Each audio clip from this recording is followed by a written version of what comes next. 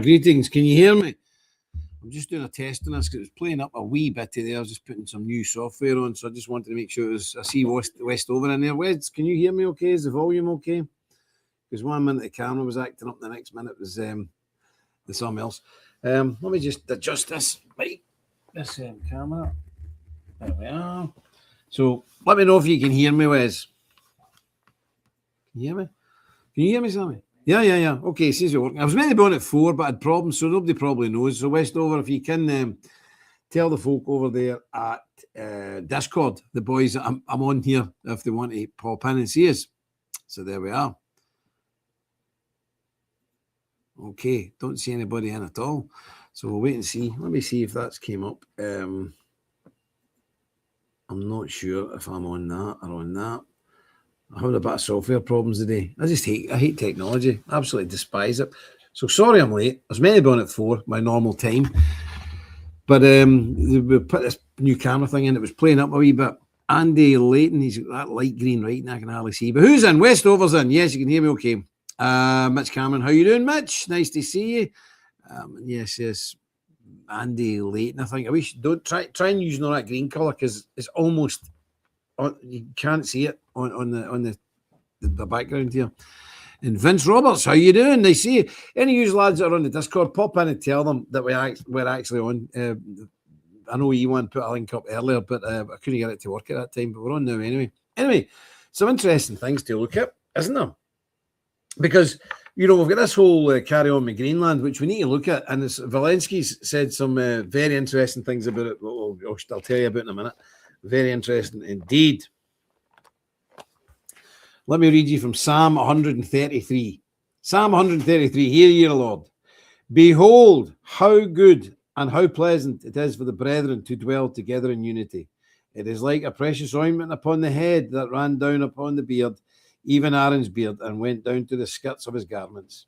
As the dew of Hermon, and as the dew that descends upon the mountains of Zion, for there the Lord commanded the blessing, even life forevermore. Amen. And we know the Lord will add his blessing upon this, the public reading of his infallible, inspired, and inerrant word. And the people of God said, Amen. Amen indeed. Yes, it's a wonderful thing. Behold how good and how pleasant it is for the brethren to dwell together in unity. And that's a very important thing because, you see there's so much disunity and nonsense about these days. I see all the time. We've always been blessed with the temples that have been in good unity, or we've thrown the folk out that were against unity. No, we've had some, yourself, in the last couple of months, we've had some real crazies try to join the order. And I pride myself that we have good team of people who vet them. The amount of people, that crazy people have tried to join, as you well know, has been incredible. Some real loon balls. Really wackos. But that's what it is.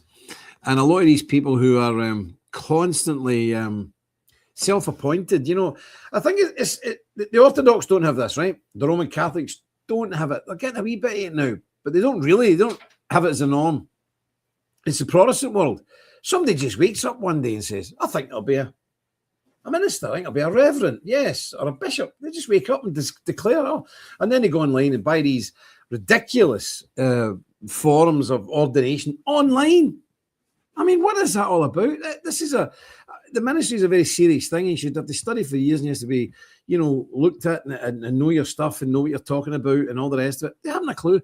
And it just shows a complete disregard for the things of God. In my opinion, I think it's just taken on far too light, these self-appointed people. And of course, when the media always want to have a go at me, like the other week they wrote a story about me, they said, self-appointed reverend. I ain't self-appointed. I was ordained in a proper church, the Reformed Congregational Church. We're one of the most senior men in the country, or UK anyway. So, but these people who do this, I think it shows great disregard to the office of the ministry and to the gospel of Christ himself. But a guy joined quite recently, and he was talking to me, and I recommended him. He went to study, and straight away he's enrolled in Ever now. He's on a really good course. One I recommended to him, excellent course. He's doing systematic theology, Old and New Testament, and that's the difference. That's a man who just takes things serious, and I think that's where we need to be. I'm just fed up with these people who don't take it seriously. But anyway, Who else have we got in here? How do I alter the font colour? Oh, I don't know. You're asking the wrong person, Andy. Somebody tell Andy, help Andy alter the font colour. That's a hell of a colour. Very good much. How you doing? Nice to see you. John Kopasaki, Orthodox definitely don't have that. No, you don't. It's you don't, John. I know. It's crazy stuff. It's just it's insane. But we see it all the time. We just see it all the time. And you know, I say for people, where is this ordination from? It's some weird thing online. It's not acceptable, you know. The last guy I saw at the place, it was the ordaining people online, was ordaining dogs. They ordained Lady Gaga. They ordained pets. But the Satanists and all sorts. It's just craziness. Good stuff. Yeah, excellent. And you get that sorted because I don't know how to adjust the things anyway. But we've been battering on. I mean, there's not a lot of folk in because I don't think a lot of people knew we're going to be here today. But we're cracking on with the work at a pace because I don't have any videos for us today. I just deleted all the videos because I didn't know, but I've got a couple. But I want to show you a couple of pictures. Look at this here. Have a wee look.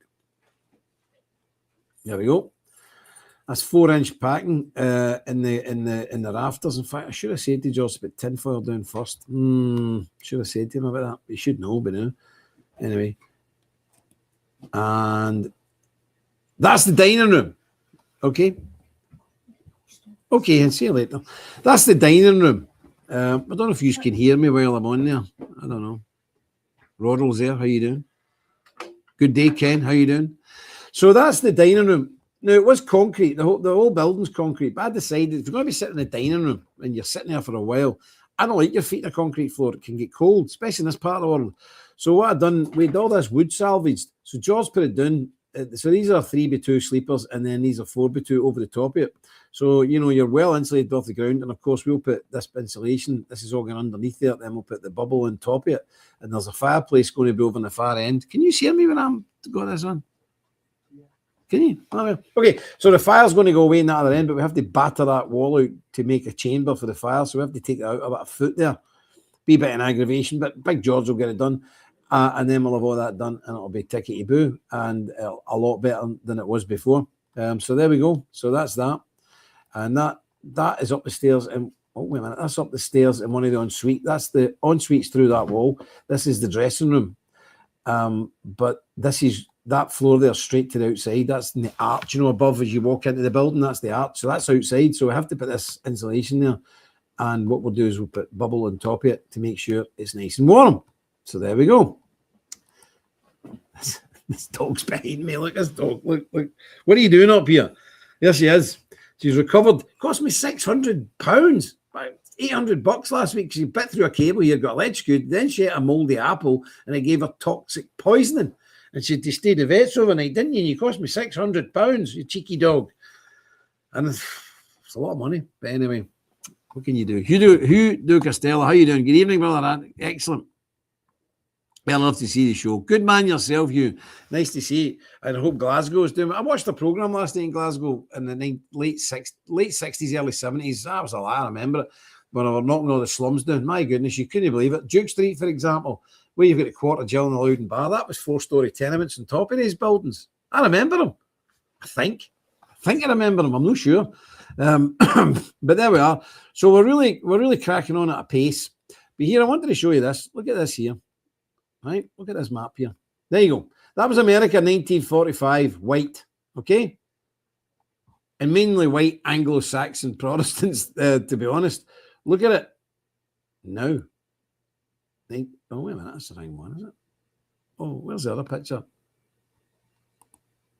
I've only got one of them, it seems. 1945. Oh, I don't have it. I don't have the other pictures. Maybe two pictures. Oh, for goodness sake. Anyway, it's 48% now, not 90. It's 48%. So you went from 90 to 48 since the war. 90% white Christians to 48% white Christians.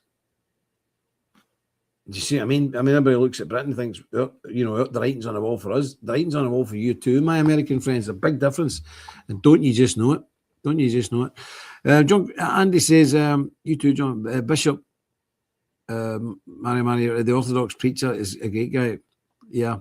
He is. He's a very good guy. I mean, he stabbed. Remember last year? He stabbed. He's in Australia, isn't he? But I mean, this is the thing. But you've got, these are, very learned. I wouldn't put myself in the same category as that gentleman. He's much more learned than me. But it's the lack of respect for people just deciding they're in the ministry and that's it. And it's not good. Now, it doesn't make say everybody in the ministry is a great guy. That's not the case either. But if you don't have the wit or the wherewithal or the respect to go through that process and you just buy something online, it's not really acceptable, is it? So that's what shall we make a donation to the Magdalene Chapel in the next few weeks? Excellent. Few things to do. Absolutely. We've always got things to do. That's the way it is. That's the way the world is. Now, the big problem, we just get the abortion figures in, and last year Britain killed 300,000 babies. Now, that's up in the last 10 years from like 150,000. Now it's up to 300,000. And this is the problem with Europe. Here's the attitude of Europe. I hope I've got this. I don't know how this thing works. Let me see. So the question was asked, it's a duty towards society to have children. So green is agree, and then in various degrees, the greener it is, the more you agree. And red is disagree, and the more red it gets, the more you disagree. Just look at it. Is that Finland there, or is that Sweden? What is that big country? That's Sweden. So if Ewan's about, he'll know that. That's Sweden. Sweden is absolutely obsessed with saying no, and there's Holland. Holland's the same. I mean, Britain and Ireland are much better, but these are particularly really, really strong against it. And of course, the people who agree with that, Portugal a wee bit. You've got all the Slavic countries, all the Orthodox countries, they're fine. That's Romania there. You've got other countries there, not too bad. Greece, obviously. Not too bad. But look at France and Germany. The Netherlands is obsessed, Norway, and then you've got Sweden really bad and Britain very bad indeed. So that's what we're looking at. That's what we're looking at. Really sad, isn't it? Really sad. And that's the problem. It is a duty towards society to have children. If you don't have children, we won't have a society. We won't exist. But this is the problem. And for some strange and bizarre reason, the Nordic countries, the Saxon countries are by far the worst. They're just obsessed with not having children. I think it's that Malthusian kind of attitude. And I've got to say, this is a theme that runs especially in Protestants, where they think they're virtuous or they think they're holy because they only have 2 children. And it's only these Roman Catholics or Muslims or people like that who have 5 or 6 kids. This is the stupidity that Protestants have got themselves into. And you can see it. Britain, Germany, Sweden, Norway, really bad for it. This is a madness. And we need to break out of this madness because this will kill us quicker than cancer. And it is. It's absolutely destroying us. But that's something we just need to work on. And try and convince people it's virtuous. In the old days, it was classed as a great honor and a great blessing to have children, and you were regarded as a fantastic man if you had loads of children and a mother, elevated, put in a pedestal because you had loads of children.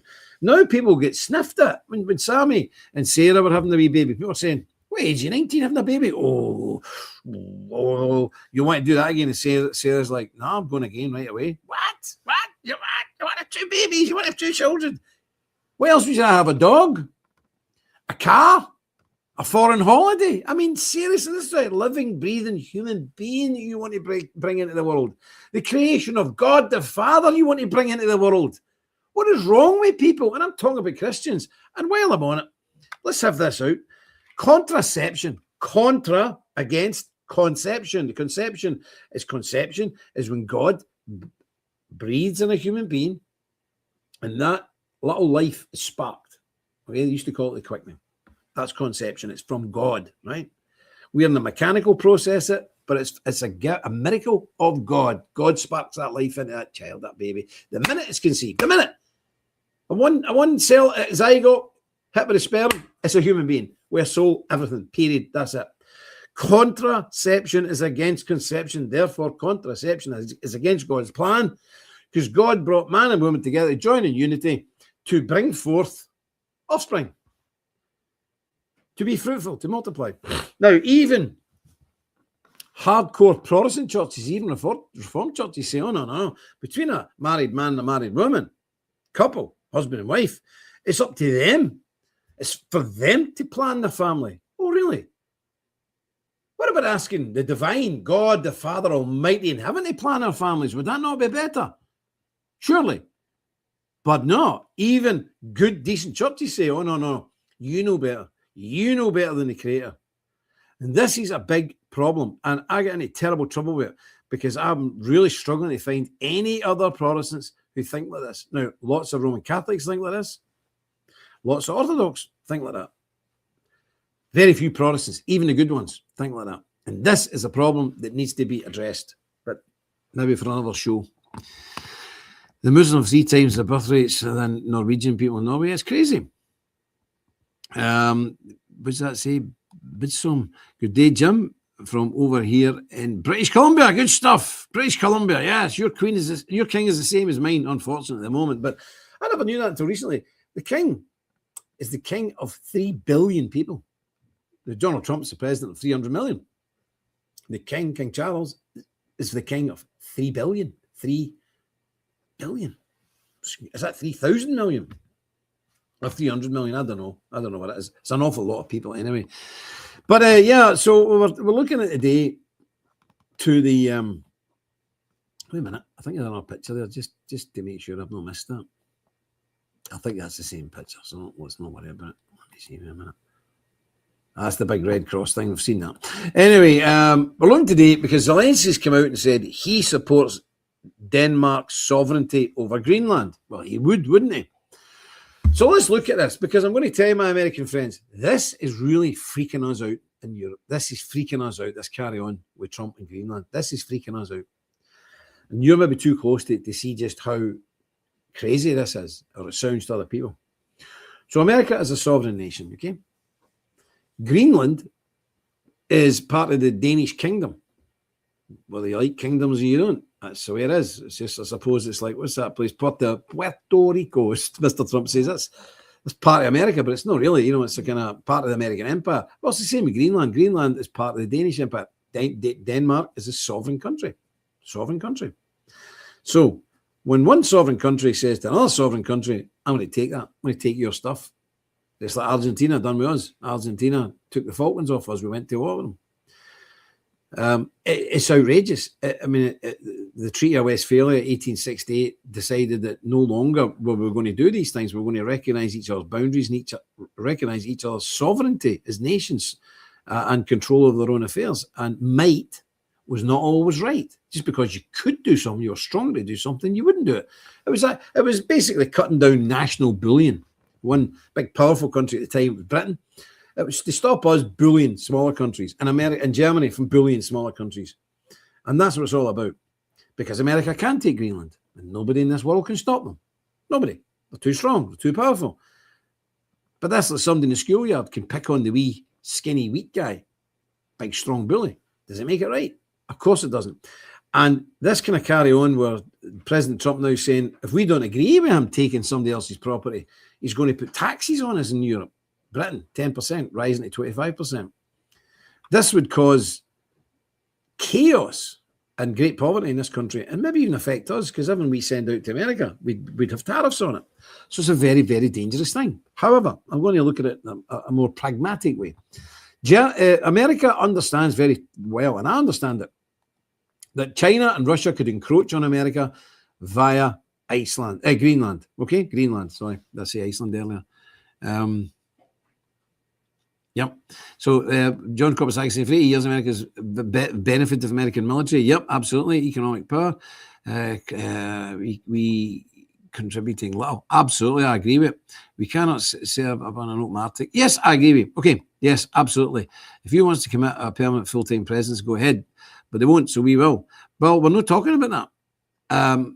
But we're not talking about a full-time military presence in Greenland. I'd be all for that. So would everybody in Europe. If America wants to put 10,000 soldiers there and but Europe say, you're having 10,000 soldiers there, and you're sharing the cost to put all the batteries and the defense systems there, 100%. So I get that. But that's the exact same argument Russia uses against Ukraine. Because Russia said Ukraine, which was filled by American weaponry, is encroaching on our borders. We cannot have this. We cannot have a country in our borders with American NATO weapon systems and all the rest of it. We can't have this. This is getting too dangerous. And if you look at Russia, we are surrounding them everywhere.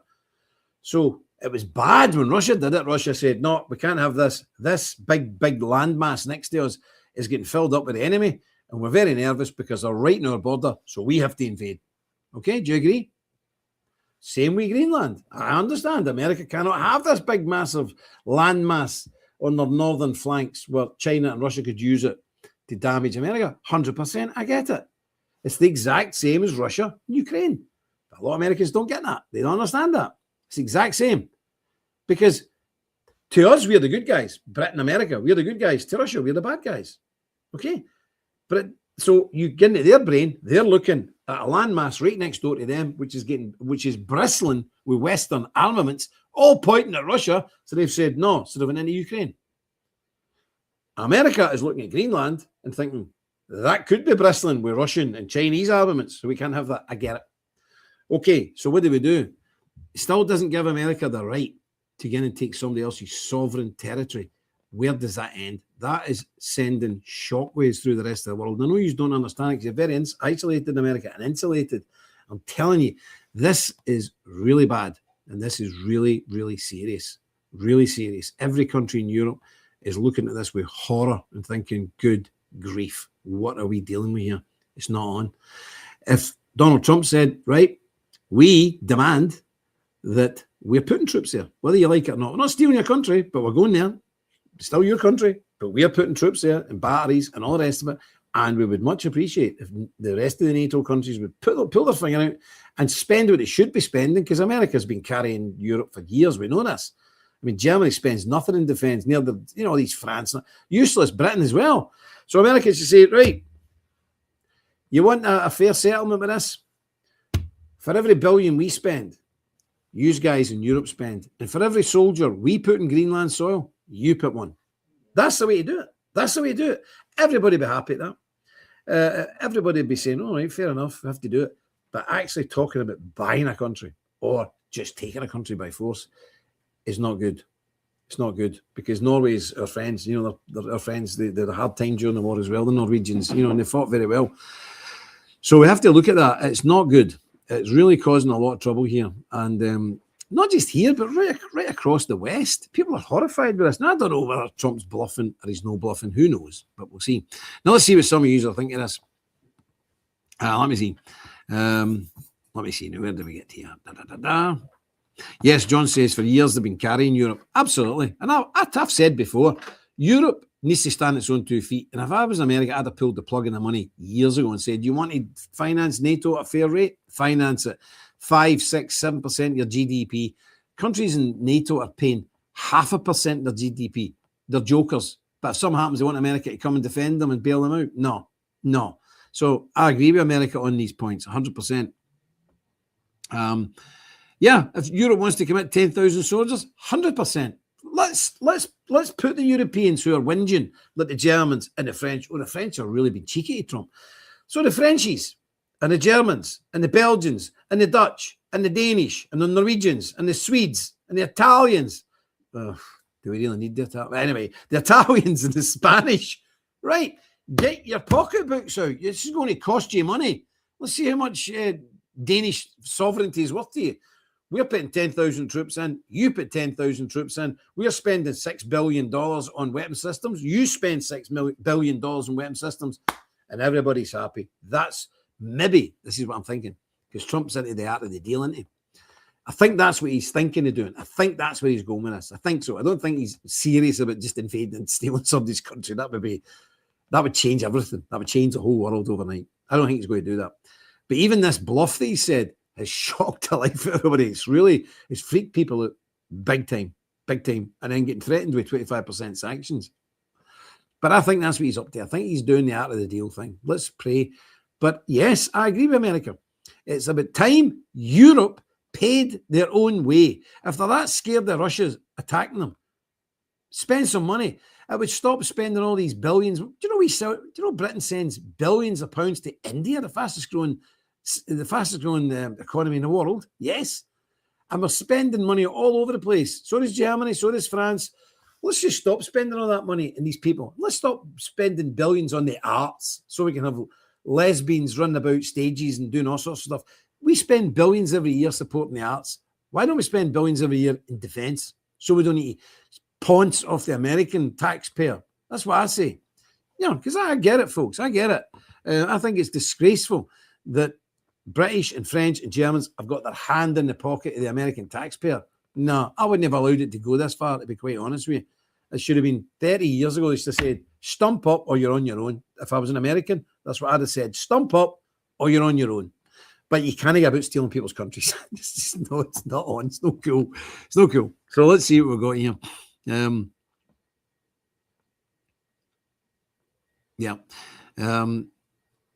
Okay.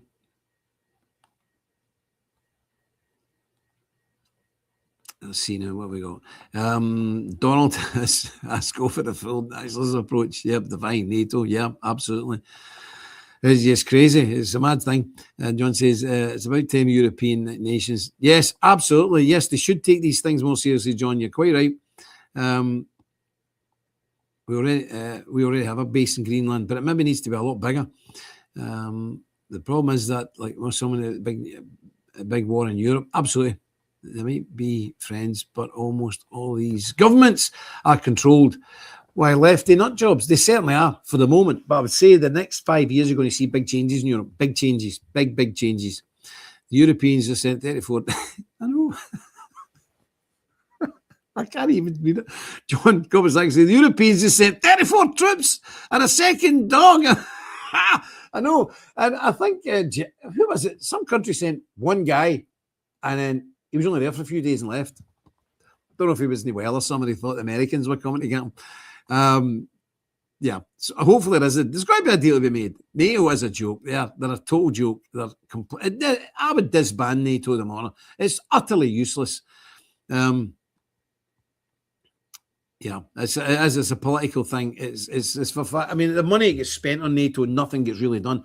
But I hope now you see with the Greenland thing, and I agree, Greenland is a problem. The West, America, needs to secure that place, or else that could be used because it's too close to America and Canada for comfort. But can you see, from a Russian point of view, we have thrown all the weapons in at Ukraine before Putin invaded, and he thought, I can't have this next to me. It's too dangerous, so he invaded Ukraine. Do you understand? That's what the Ukraine war is about. The Ukraine war is about the West encroaching upon Russia. And Russia done the only thing they could do is try and knock Ukraine out and tell the West, I ain't having this. Greenland's the exact same. So I believe it's right for the West to have a huge military presence in Greenland to save anybody else getting it. And I also think the Russians are quite right to make sure they secure Ukraine so it cannot be used as a launching pad against them. So we're all right, but it's just how we get there. Now, I hope there isn't a war because the government, just wait to hear this. I thought at 60, I'm safe from military service. No. The British government have announced that in a state of call-up, when we're probably bringing back national service in this country and calling up people, wait for it, calling up people up until the age of 65 years old. I'm 61. So that means the next 4 years, I'm living in terror that I could get called up by the British Army. Are you joking? Are you being serious? I mean, I still think I can rock it up with folk, but I'm 61. I know, really, I think so, but it's not going to happen. I'd last about 30 seconds wrestling with some big, horrible Rusky or a wee Chinese man. We soldier about 19-year-old. They'd eat me for breakfast. If I didn't get them in the first 25 seconds, I'm done. Don't have the stamina. But this is what they're talking about in this country. This is how ludicrous this country is. This is how ludicrous Europe is. Calling up 65-year-old men. Utterly ridiculous. And they made a statement the other day that they're going to try and get a European army, wait for it, of 800,000 people. Where are these 800,000 people? I don't even know if there is 800,000 teenage lads in Europe. This is a farce. It's farcical. So in one regard, I think it's good what Trump's doing because it's bringing everything ahead. I think he would have done it much better. Because remember, we're very nervous in Europe because we lived for centuries, where one country invading another and one country try to steal another country. So we're very sensitive about that kind of stuff. But I think it's going to bring it all ahead, and that's only a good thing. But NATO, I'd tell them, when they start paying their way, then they've got a seat at the table. If you're not paying your way, you don't have a seat at the table. That's fair enough with me, I think. So that's it. Snowflakes. Yeah, absolutely. NATO does the deep state's dirty tricks. They did Bosnian wars and all the rest of it. That's going to kick off again, you know, in the Kosovo and all that. Wool socks. If they call you, Jim. John, if they call me, I'm no going. I'm telling you, I'll be a conscientious objector unless I got a wee job of guarding the statue in Cumber Square. I could do that possibly. March round the square overnight and have a wee flask of tea and just make sure there's no Russians or Chinese folk dropping out the sky. I could possibly manage that, but that's it. 65. Can you imagine being called up at 65 years old? It's absolutely insane. But anyway, that's the world we live in. So let's hope the Donald is doing the art of the deal and he's just throwing a hand grenade into the middle of the room, which he does do, and just watching everybody scatter. Then he'll come up with a negotiation thing. It's an unorthodox negotiation tactic, but it might work. It might work. Let's have a look. Okay. So talk about fighting men. Talk about fighting men here in Ireland.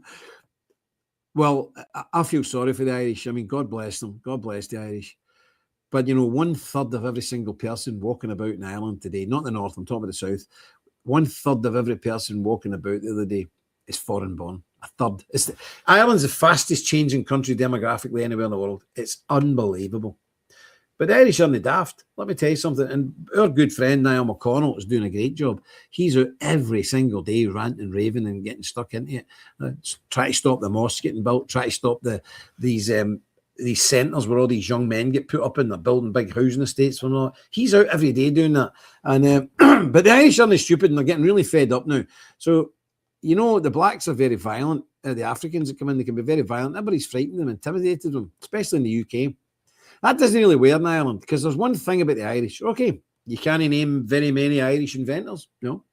Irish scientists, not really. Astrologists, not really. Botanists, not really.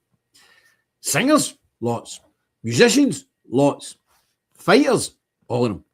The Irish can do one thing and they can do one thing well. Fighting. They fought the English for 800 years. They fought us for 200 years, 300 years. They can fight. So here's a thing when you're a couple of big African bully boys, we're going to be battering everybody in the streets of Dublin until they ran into the wrong Irishman. Have a look at this. Really? Oh, stop. Guys, I got the car to do. Come on, faggots! Dreamers, come on! Faggots! Come on, where you going? Where you going? Get bitch! My balls out here! Ireland! Yeah, faggots! Come on, Oh. That's me call a couple of mad Irishmen. Those black guys were big dudes, but I think they were just shocked with the sheer ferocity and lunacy of the mad Irish wee guys. Just wee guys. And they weren't fighters, you could tell that, but they were game. They were in amongst it. And the Africans thought, oh, no, I don't know about this. Maybe if 2 or 3 of their mates come were in trouble, so they disappeared. How you doing, folks? So God bless the Irish, and well done to them. But they start raving mad Irish. When these guys weren't fighters, look at the size of these black guys. Let's see it again. Look at the build of these black guys. I mean, and these wee Irishmen went for them. Let's start raving mad. I love the Irish. Really? Oh, stop. Guys, I got the car to do. Come on, faggots! Dreamers, come on! The famous battle cry, come on, faggots! Only in Ireland. But the Irish aren't frightened of these people, and that's the thing. And they're going to find it out soon enough. The Irish aren't a bit frightened of these people. Make no mistake about it. They're angry at the moment. But the Irish are very tolerant because they went to America and they went to Canada and they went to Britain and they went to Scotland. And they've been, you know, everybody took them in. They feel a kind of guilt that, oh, how can we complain about people coming here? That is going to run out. That goodwill is going to run out. And when that runs out, I'm telling you, of all the countries in the West who are rebelling against the immigrants, I'm telling you, the country that will explode first will be Ireland. It only takes a certain bit, then the Irish will say, where's them arms dumps? And they'll go and dig up the old weapons. And all hell break loose. That's a fact. That's guaranteed, 100%. So there we go. They should be on the Guinness ad. That'd be good, wouldn't it? That'd be good. Now, one of the brothers said the other day, you're going to see a page appearing soon.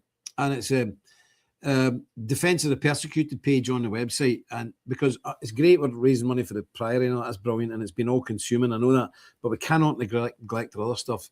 You know, the stuff that goes on in Kosovo, we're still doing stuff in Ukraine with kids through IMRI and all that, we're doing all that. But we've been approached recently with guys who are doing patrols in a Muslim-infested area in England, and they patrol basically the school times in the morning, so when the girls are going to school, they patrol so they don't get molested, because this is real here. We've got 1 million girls gang raped by the Muslims. Got to say it like that. So these guys patrol the main street as the kids are going to school. Then they patrol them when they come out at night. And then later on, during the night time at the weekends, they patrol the city centre for women walking about so they don't get molested, because there is cars loads and gangs of these Muslims cruising looking for them. I know you might not believe that, but you know, do a bit of Googling about it and you'll see it. It's absolutely outrageous. I mean, these guys are sitting outside the schools. So there's a group of mainly ex-servicemen, ex-boxers, a couple of professional wrestlers. You'll like that, John. Big lumps, you know. Just normal, simple guys. No smart, not brainy, but not criminal. They want nothing to do with the Tommy stuff. They want nothing to do with all that garbage. They don't want anything to do with politics, to be quite honest with you. But they just want to defend their women folk in their own area. That's it. They're not talking about expanding all over the country. Just a group of 20 guys who want to do what they want to do in their area to keep their area. That's all they can do, because they're surrounded by hundreds of thousands of Muslims. So they need bulletproof vests. They need cameras. They need walkie-talkies. That's really about it.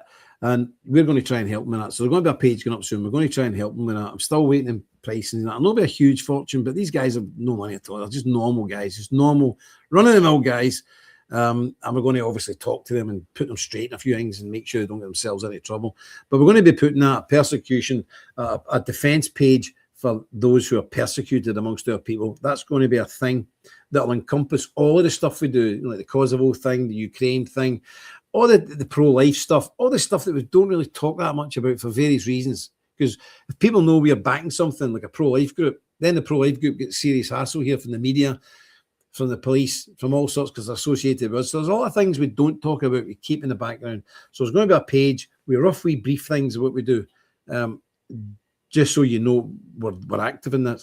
But the street guys, they're fine. We're going to do a video with that and maybe get the guy on the show and all that. So keep that in mind. That's coming up soon. So, because we need to do that. So there we go. There we go. We need to keep the thing going. Now, this is a nice, interesting thing. Now, this is in Portugal. There's a lot of different folk go to it. I don't know if I showed you this before, but I think it's really good. And I think if I haven't showed you good, if I have, we'll have another look at it. This is in Tomar, Portugal. We have a big timber festival every year. We don't really go to it because there's a lot of weirdos there and oddballs and people who are, we call this Gnostics and non-Christians, and there's gay people and that. We're not into that. But it looks good. So have a wee look at this.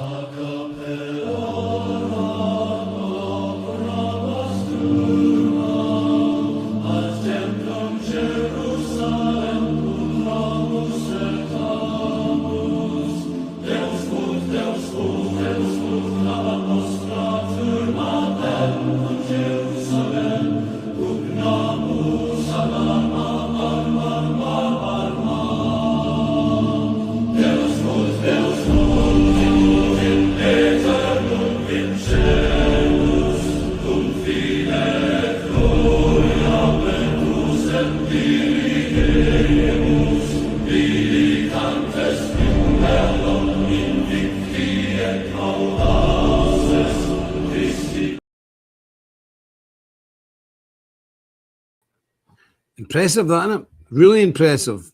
See, we don't really get involved with these guys because we can't vouch for them all. We don't know who they are or what they're doing and all the rest of it. So we don't really know. But very impressive and a good thing. I think I did show it the other week there, but anyway, I know somebody liked it. I think Ken liked it especially, so that's for you. It's fun. Yeah, it's very good. Watched it before. I thought it was you, Ken. It was you said, oh, that's awesome. It really is. It's fantastic. But we'll wait and see. Let's have a wee look at this. One. What am I doing here? Yeah, keep pressing the wrong thing here. Wait a minute. Yeah, ice. I want to talk to you about ice briefly. The ice thing in America is really dramatic. It's quite awesome, in my opinion. Now, this again is frightening the life out of the lefties and the liberals in Europe. They're having a meltdown. Do you think America's been taken over by a crossbreed between Benito Mussolini, General Franco, and Adolf Hitler? They just look at us with horror. I look at it every day and I think, thank you, Jesus. Thank you. These ICE guys are doing such a job, especially up in that Minneapolis. What a job they're doing. It's absolutely tremendous. But if you notice all the people that's screaming in the streets, it's nearly always white, middle-class, crazy women. Why is that? Has anybody got an explanation for that? You would expect it to be some crazy Mexican or South American gangbanger or some Jamaican drug dealer. No, it's white, middle-class women. Going mental, going crazy, losing their mind over this ICE thing. I don't understand it. And, you know, ICE is taking these bad people from their communities and they go, no, leave him here. The guy's a child rapist or something. Nah, he's all right, leave him. I mean, there's a madness going on. There's a form of lunacy engulfing these people. But I think ICE are marvellous. And I'm sure all you guys are the same. And if you know anybody who's involved with ICE, pass them on our regards. And, you know, we're talking about this all week. We're actually thinking of doing something like a special Templar Award for ICE members. So if you know any ICE members, let us know, because I think we should be giving a lot of these guys some wee medals or something, because I think they're doing brilliant, to be quite honest with you. Roddle says, believe one of the people will join the Templars after finished, was that? Serving the army. Young people, so was something. What's this Loyalist Flute Band? What's that?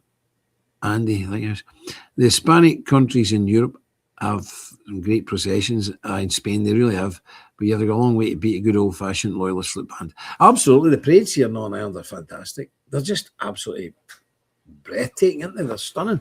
But that's what we do. That's what we do here. And it really is. It's a stunning thing. It's a stunning thing to behold. Yeah, I'm going to get this wee clip I got in here. This was from Christmas. And this is, we've seen a similar clip. It's not the same clip, but a similar clip. Now, a lot of people wrongly say that these are Christians in the Holy Land in Jerusalem. Oh, by the way, today, the Israeli IDF have surrounded the church in the Nativity in Bethlehem in the West Bank, and they're storming it as we speak, being stormed. Did you know that? Being stormed right now as we speak. The church in the Nativity is being stormed in Bethlehem. It's unbelievable. But anyway, these Christians who live in East Jerusalem, whatnot, they play the bagpipes. And I seen a guy comment the other day, one of these online folks saying, they learned the bagpipes when the British were there under the British mandate. That's nonsense. Bagpipes don't come from Scotland. Did you know that? Did you know that? Do you know where bagpipes come from? We've got two illiterates in this office. Do you know?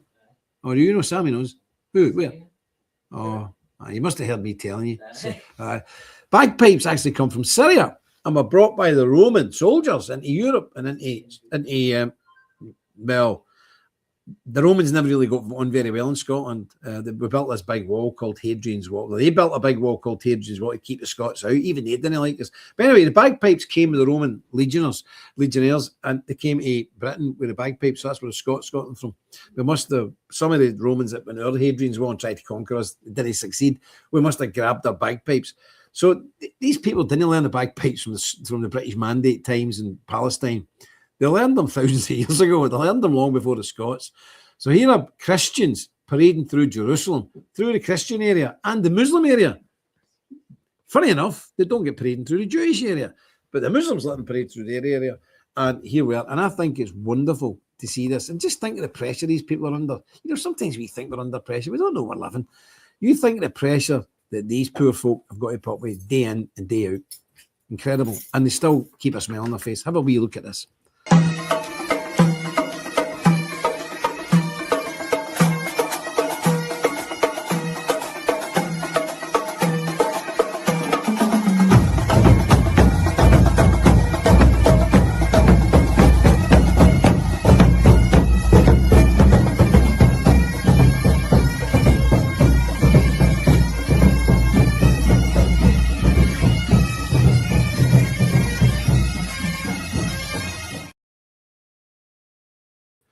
Now, I think that is quite fantastic just absolutely amazing to see these folk and so many young people, the young people marching with a pipe band. That was at Christmas there. I don't know what they are. Are they Orthodox? John Kobasaki might know. Are they Palestinian Christians? Are they some kind of Orthodox or the Catholic? I'm not sure what they are. And I know the Catholic, Oriental Catholics are different from Roman Catholics. I don't understand it all. Like, it's very confusing. Alba go bra. You better believe it. Alba go bra every day. Now, that's how they play the pipes. We quick snip of this, how the pipes, in my opinion, should be played.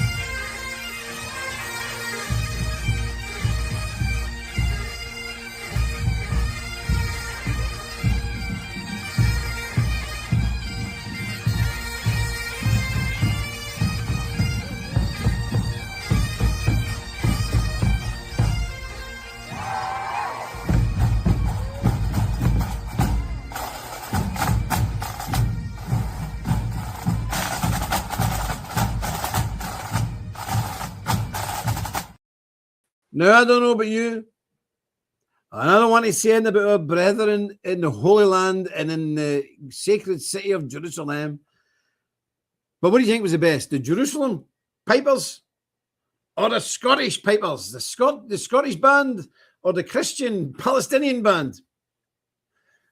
I know what one I prefer. There you go. It's fantastic, isn't it, to see our Christian. And this is, I think, sometimes we get a wee bit silly in the West, don't we? Sometimes we think the Christians consist of just us. No. You've got to remember there's Christians all across this planet. And the chap that we bought those doors off, you remember the big oak doors the wee guy gave us? He worked for St. Vincent, the Society for St. Vincent de Paul, very ancient and venerable Roman Catholic charity. He said to me, I'm going to be to Papua New Guinea this week. That's why I wanted to sell them quick. And I thought, he's old. He's a bit mad. He was a wee bit mad. He was some kind of German guy, but I thought he was quite mad. I mean, he's eccentric. Okay, let's say he's eccentric. I thought, Sure enough, 3 days later, I start getting all these videos coming through. He's in the jungle with these people. They're butt naked. He's in the jungle with them. And he's praying with them. And they're Christian. Some of these folk have literally got big sticks through their noses. I'm not joking you. And he's in the huts with them, and there's all smoke everywhere. And one minute he's in County Down with me in a shed. We're buying doors off him from St. Vincent de Paul. And a few days later, maybe 4 days, 5 days later, he's sending me videos from Papua New Guinea in the jungle with these tribesmen. And he was saying he's got a bit of a problem there, so keep the wee man in prayer, please. There was a war going on there, a localized tribal war going on. They were all firing arrows at each other. They don't really have guns. They were all firing arrows at each other. They're quite vicious, headhunters and all that.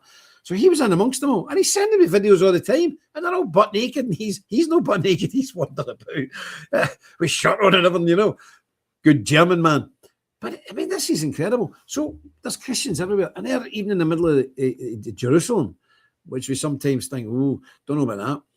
There's Christians there. There's Christians in Bethlehem. As I said, the Church of the Nativity is under attack right now from soldiers.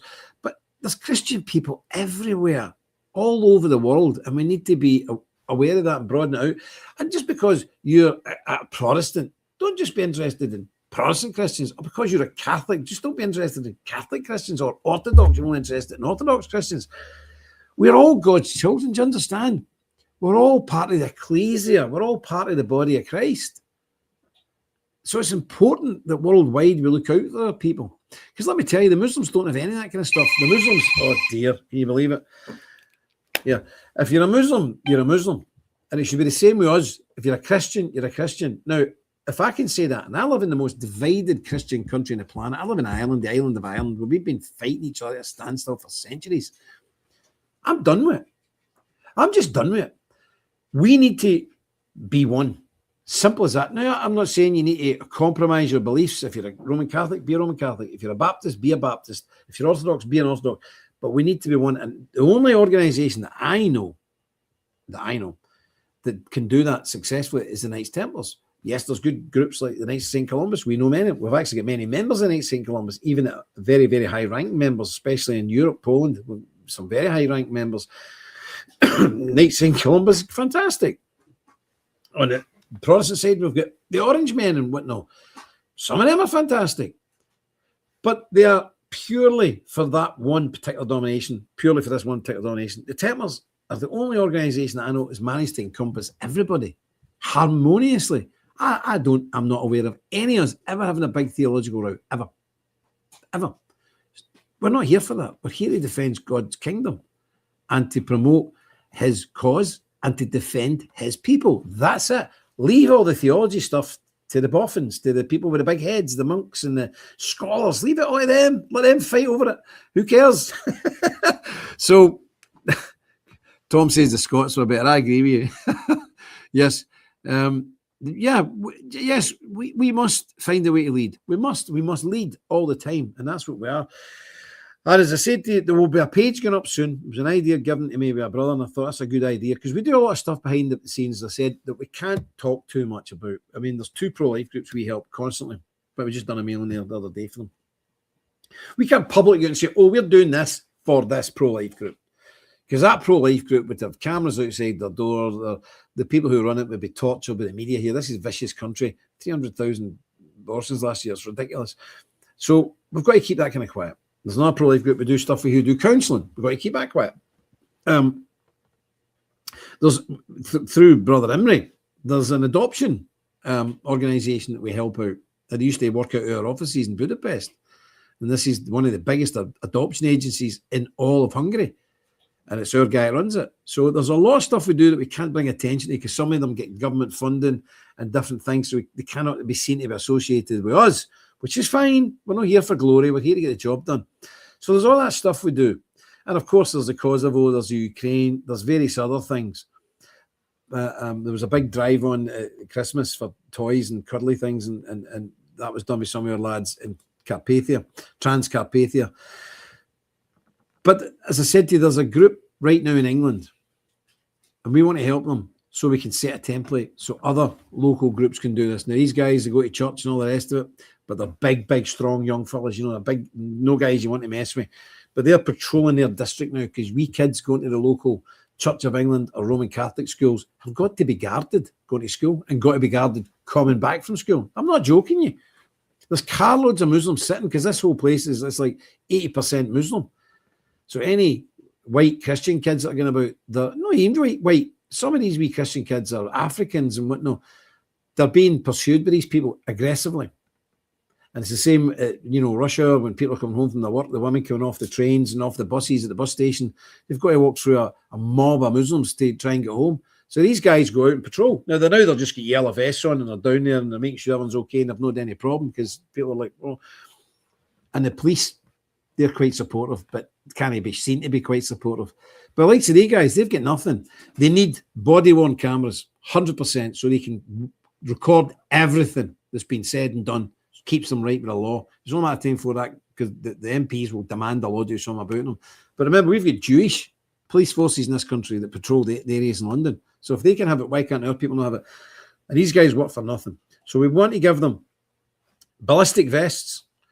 We want to give them the ballistic vests, the wee clips on them so they can put their body-worn cameras on it and walkie-talkies so they can, keep in contact with each other and maybe a central command point. Myself, Nick, whatever, we're going to see these guys and train them up on the legal side and do a lot of work with them.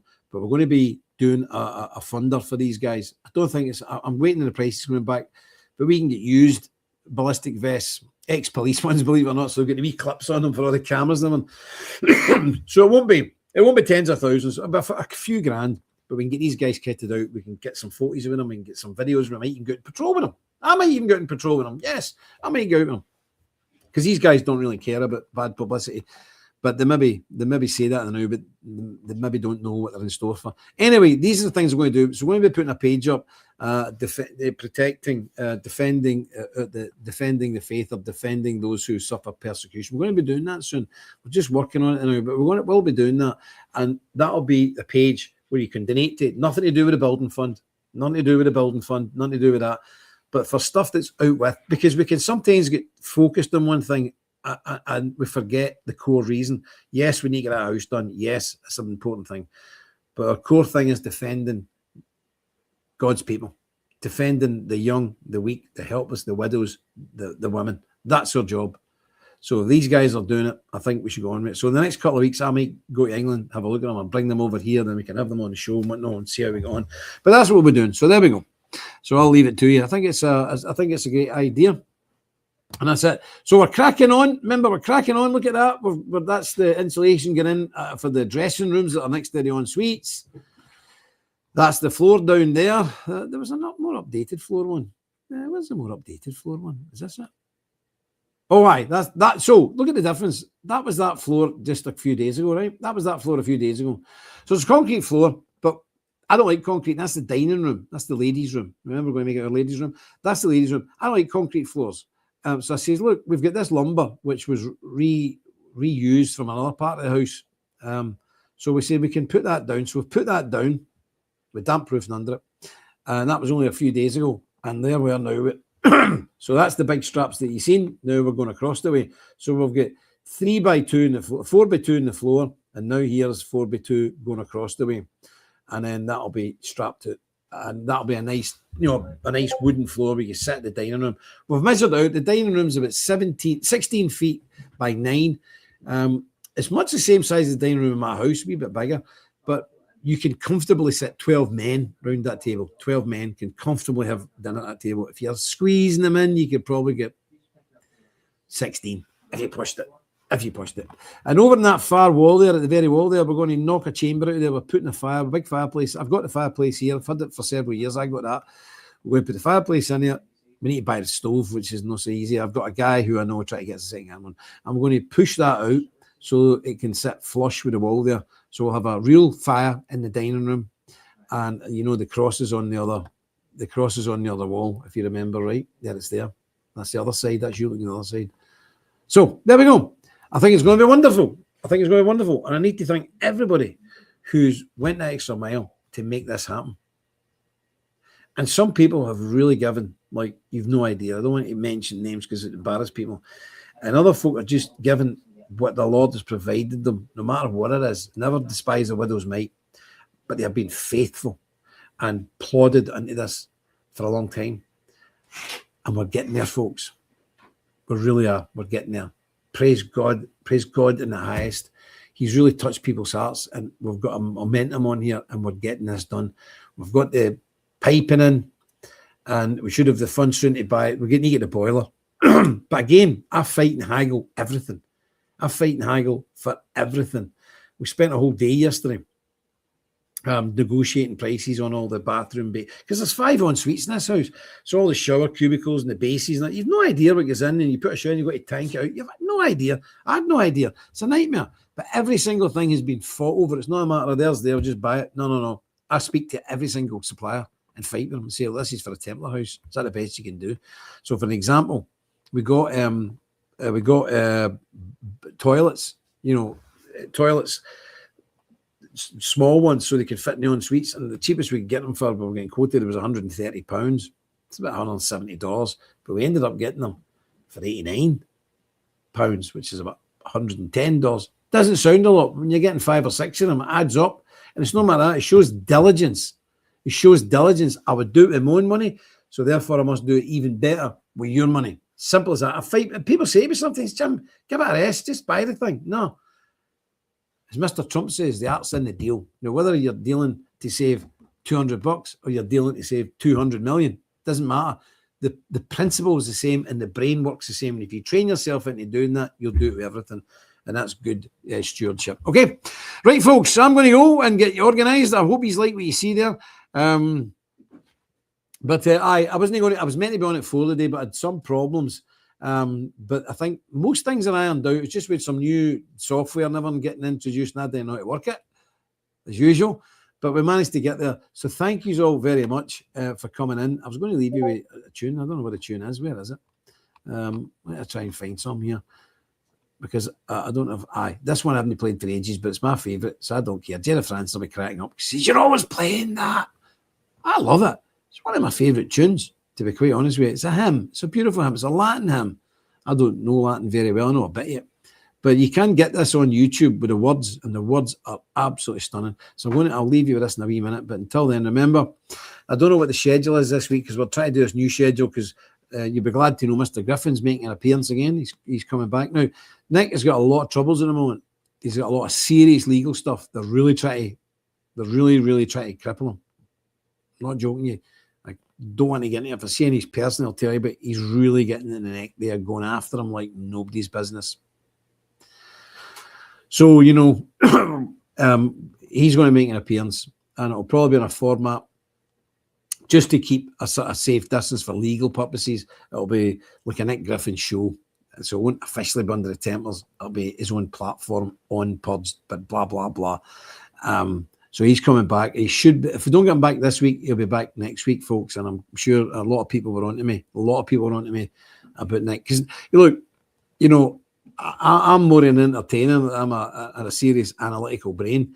Nick gives you that deep analytical stuff that only he can do. And he is the most successful right-wing politician in Europe, in Britain, maybe even Europe, over the last 40 years. So he's a man who's held high office. So we're very blessed to have him. So he'll be back soon, folks. Okay. So God bless you all. So I shall be back with you on Sunday. Well, I'll be back with you sometime point this week. If I don't see you tomorrow, I'll see you Thursday. Okay. But until then, remember, stick close to God. You won't go far wrong. Deus Volt.